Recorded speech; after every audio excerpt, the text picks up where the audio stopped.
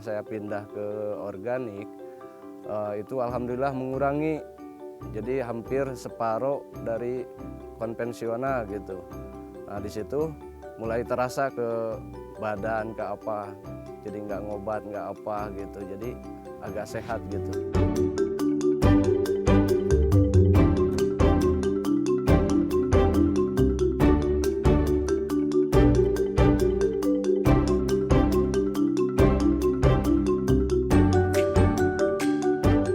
Sudah terbiasa hidup dengan makan apa yang kami tanam sendiri dan kami konsumsi sendiri. Tidak mau ambil yang dari luar, termasuk dari pasar tradisional.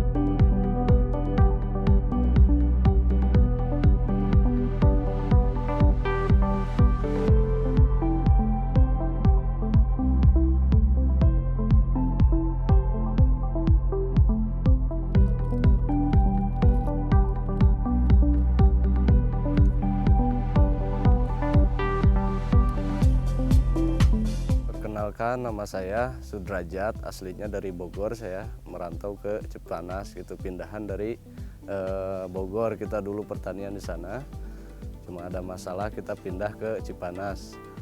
Terus kita di sini udah hampir 5 tahun.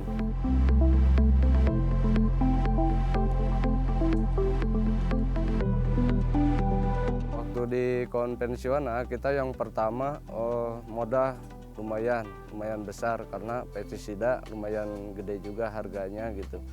Nah yang kedua, yang setelah saya pindah ke organik, itu alhamdulillah mengurangi, jadi hampir separuh dari konvensional gitu.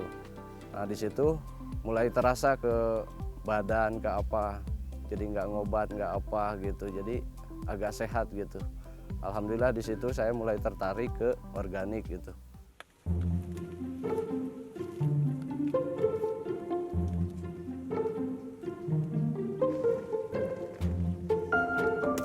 Ya, kalau menurut saya sih biasa-biasa aja, nggak ada yang susah. Yang pertama ya kita harus menyesuaikan dengan lingkungan juga, ya memanfaatkan gitu. Contohnya memanfaatkan sisa sayur atau apa, itu bisa-bisa aja untuk organik gitu. Sementara untuk konvensional itu kita mengandalkan semuanya dari luar gitu, nggak berbahan alami gitu.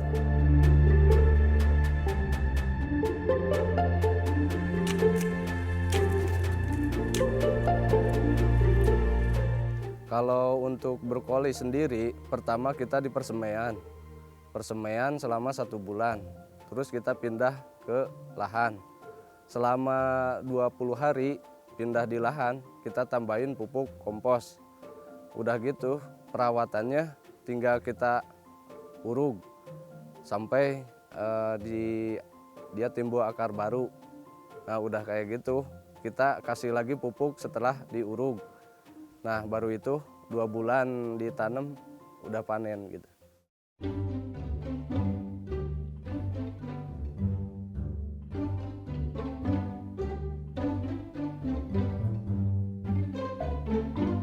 Panen tomat hari ini kita.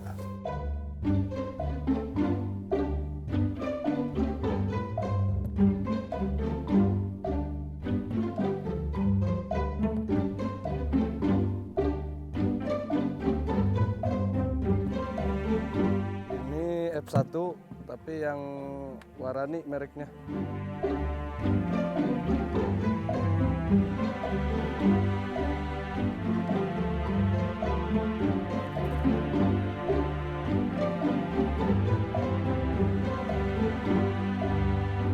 Kalau jarak tanamnya itu sekitar 50 cm ya kalau untuk ukuran tomat. Tapi kalau yang lain, kalau tomat kan emang nggak bisa tumpang sari. Jadi dia khusus, soalnya rimbun. Jadi harus khusus aja tomat gitu.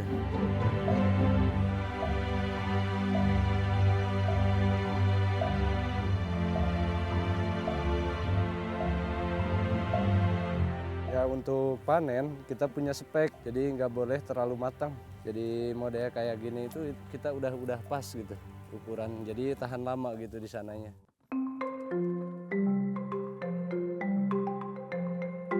Yang pertama saya pindah ke ini sayur organik ini. Yang pertama ya banyak maceman tanaman, ada sekitar 30 item itu yang pertama. Dulu di sini waktu saya pindah ke sini, itemnya itu paling cuma berapa item gitu. Cuma selama kita bikin percobaan di sini, bahkan kita lahan masih sewa di sini gitu. Udah gitu percobaan alhamdulillah berhasil, dan mereka pola tanam juga mengikuti. Yang tadinya cuma 2 item, sekarang jadi banyak orang-orang ngikutin kita. Nah, manfaat buat orang lain gitu kita kan. Yang kedua, panenan sayuran macam-macam itu kan beda memang perawatan gitu. Cuma tergantung kitanya. Kalau kita bikin satu set dengan itu bisa-bisa aja gitu. Yang penting pola tanam berbeda gitu. Ada umur yang 3 bulan, ada yang 1 bulan. Kita tinggal ngatur pola tanamnya aja gitu.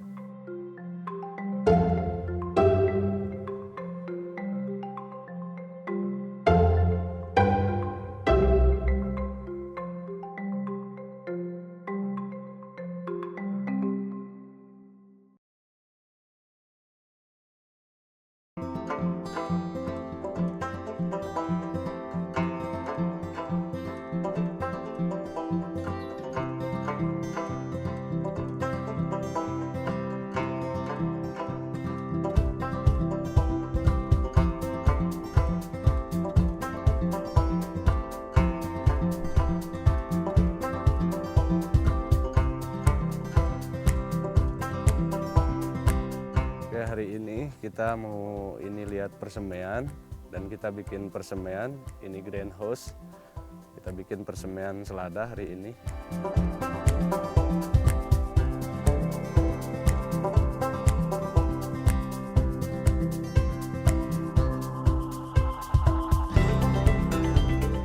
Persemaian itu ya dia untuk perpindahan tanam. Jadi kita sebelum dari biji kita semai dulu di sini, pindah ke lahan.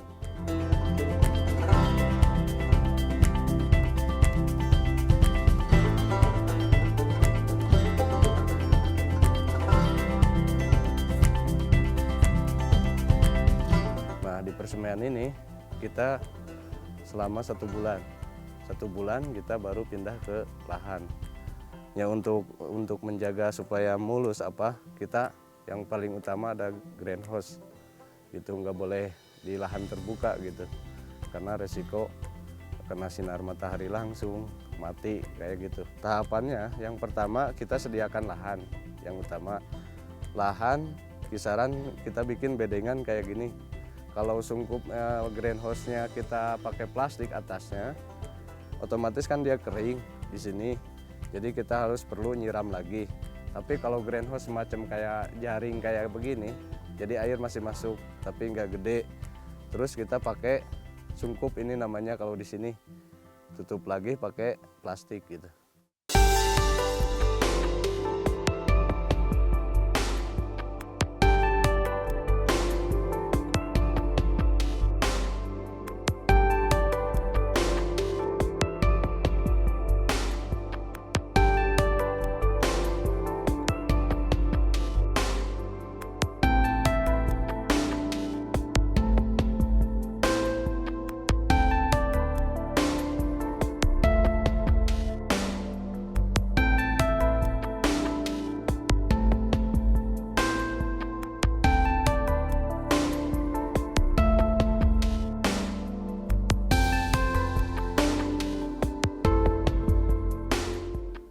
Ini kita udah beres, kita pupuk, langsung kita tutup.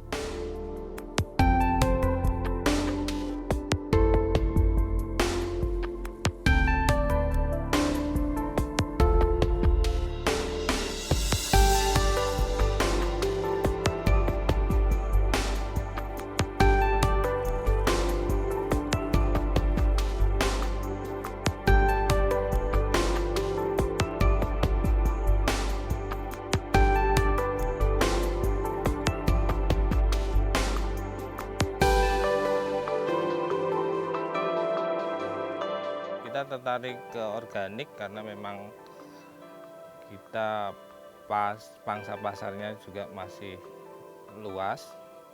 Terus tanaman sehat itu juga kita juga punya tujuan yang lebih dari itu sebetulnya, tidak sekedar di pasar tapi juga pendidikan di petani. Dengan bertanam organik mereka menjadi lebih sehat, juga mempunyai nilai tambah yang bagus yang diharapkan juga bisa mensejahterakan petani. Kesulitannya awal di sosialisasi awal untuk meyakinkan mereka bahwa dengan bertani organik itu mempunyai manfaat yang lebih. Itu mereka melihatnya itu harus dengan bukti nyata.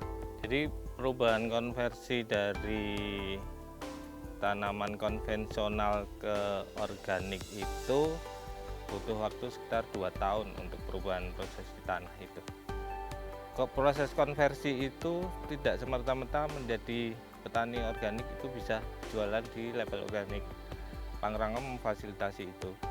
Jadi sebelum di masa transisi produk mereka sudah bisa dikategorikan produk sehat.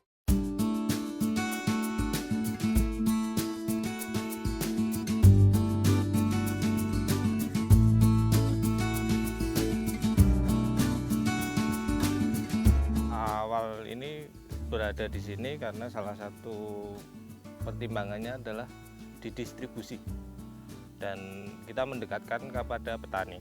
Jadi mitra binaan kita, tani itu sebagian besar di daerah sini, dan ini juga termasuk di jalur distribusi itu di tengah.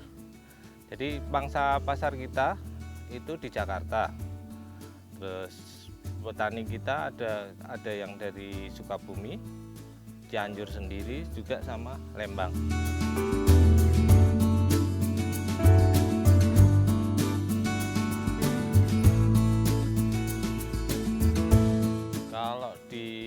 Petani di pasar kita di awal pandemi itu memang ada peningkatan karena kebetulan kita banyak support di aplikasi jualan online. Mereka permintaannya meningkat karena orang sudah ada perubahan budaya tidak beli ke pasar tapi beli yang diantar, yang itu difasilitasi oleh jualan sayur online itu.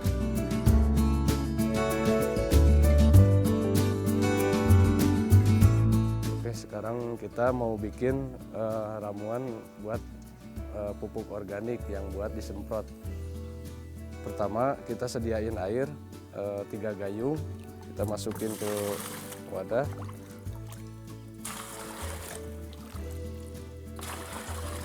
Nah udah kayak gitu, kita langsung tumbuk bahan-bahannya. Yang pertama bahannya ini adalah kembang bulan kalau bahasa ininya ya. Yang kedua, kita siapin bawang putih.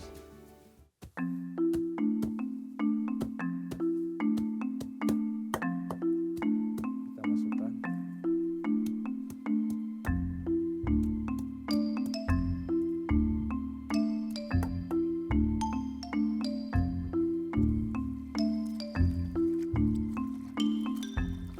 Nah, kalau bahan-bahan udah masuk, kita hancurin di sini, kita masukin ke drum.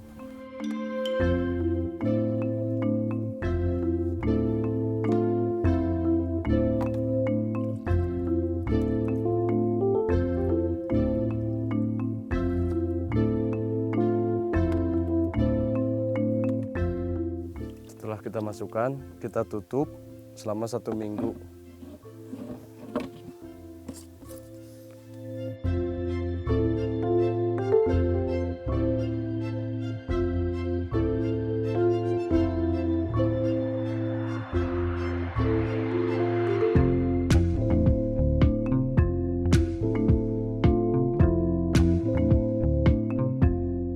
Untuk produktif, supaya lahan produktif gitu kontinu, kita tiap hari ada, kita program tanam ada.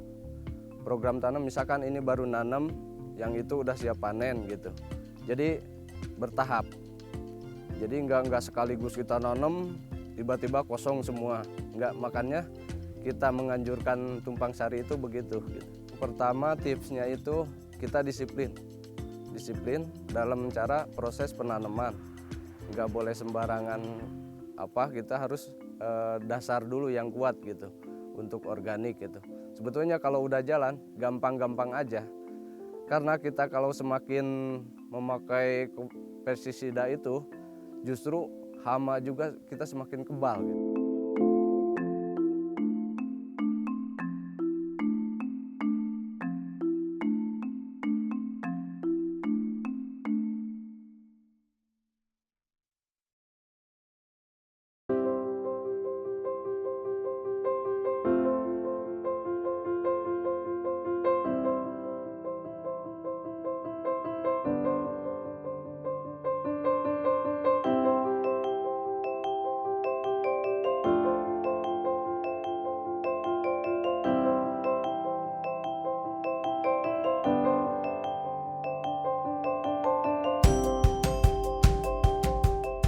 Ya, sekarang coba kita ke lokasi untuk pergi semprotkan langsung ke tanaman yang sudah ditanam.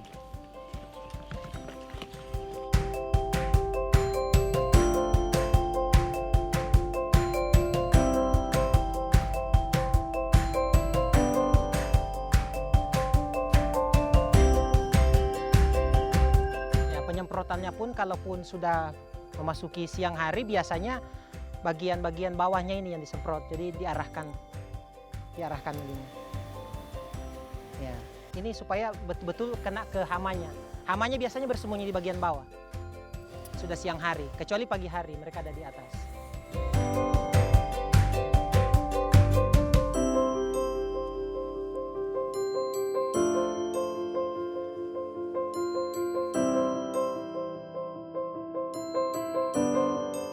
Yang barusan itu terong, yang sekarang ini ubi jalar. Ubi jalar.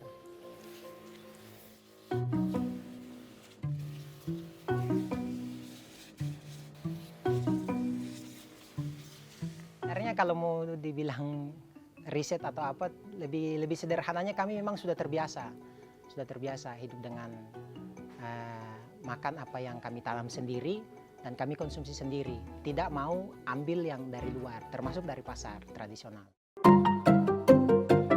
Kita mau coba siapkan beberapa lahan untuk tanam sayur-sayuran, tapi khusus kali ini ada beberapa, hanya ada satu tanaman yang mau disiapkan, itu bibit terong. Ini tanah ini sebelumnya sudah ditraktor, jadi awal-awalnya harus digemburkan dulu pakai alat. Jadi biar tanah yang lama ini kan biasanya sudah mengeras lagi waktu ditanam dengan tanaman pertama.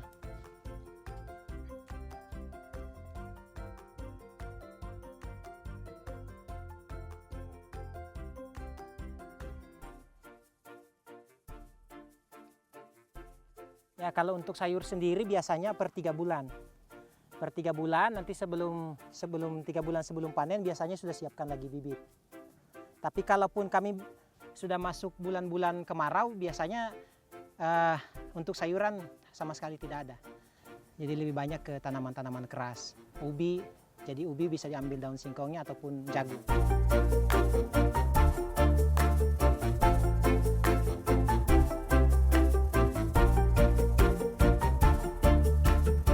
Ya, biasanya bibit kami coba semaikan dulu. Kalau bibit yang dibibitkan secara organik itu paling mudah ditemukan ada cacing.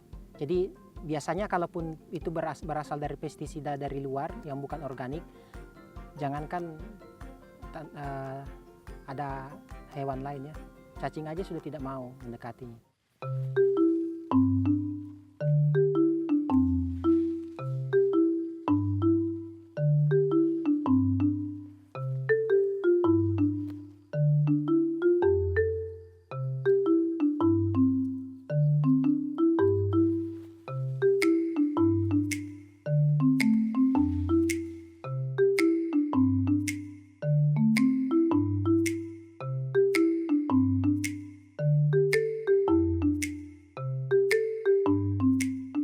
Kita juga mau panen pucuk pepaya. Ini pepayanya baru 1 kali panen, jadi kurang lebih umurnya 3 sampai 5 bulan.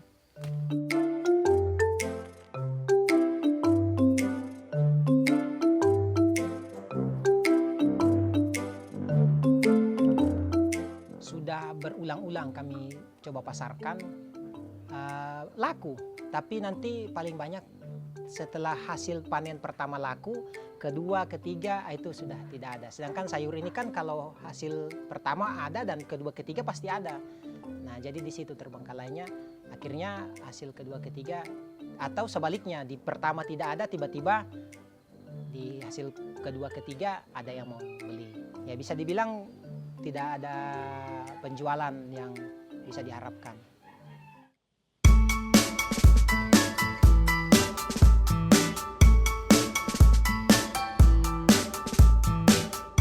Sudah berdiri sejak 4 tahun lalu. Jadi saya sama istri saya memang sudah biasa menjalankan berbagai macam tanaman organik.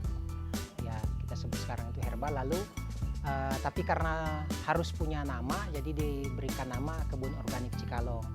Tapi karena sudah lama itu sebenarnya tujuan awalnya itu selain sudah harus punya nama itu karena kami sedang merawat atau merehab orang stres, jadi supaya orang yang kami rehab ini memperoleh kesehatan secara organik, ya akhirnya kami teruskan.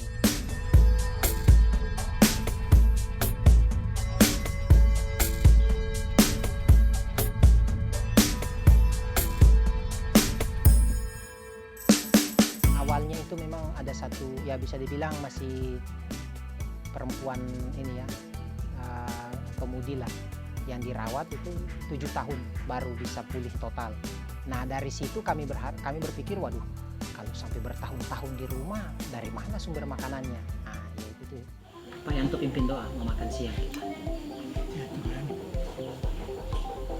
terima kasih atas berkat-Mu siang hari ini. Ya harapan saya kalaupun sudah terwujud ada satu komunitas ataupun pribadi, siapa sajalah yang bisa membantu memasarkan, ya memang bisa dibilang kalaupun sudah tertolong dari pemasaran, kami bisa penuhi apa yang dipesan. Yang penting ada yang mau memasarkan, itu harapannya.